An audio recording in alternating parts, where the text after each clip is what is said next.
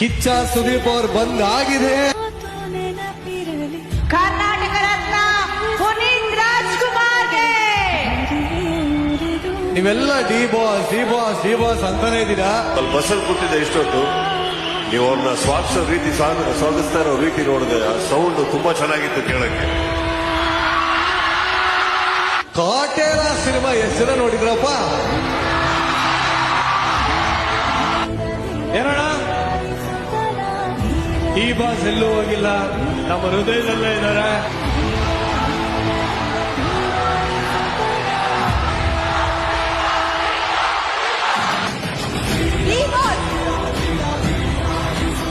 But ಯಾರು ಬಂದ್ರು ಬಿಡೋದ ನೀವು.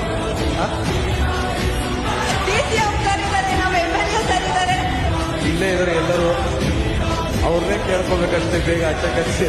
ಒಂದೇ ನಿಮಿಷ, ಅಲ್ಲಿ ಯಾರೋ ದರ್ಶನ್ ಸರ್ ಹೆಸರು ಹೇಳಿದ್ರಿ.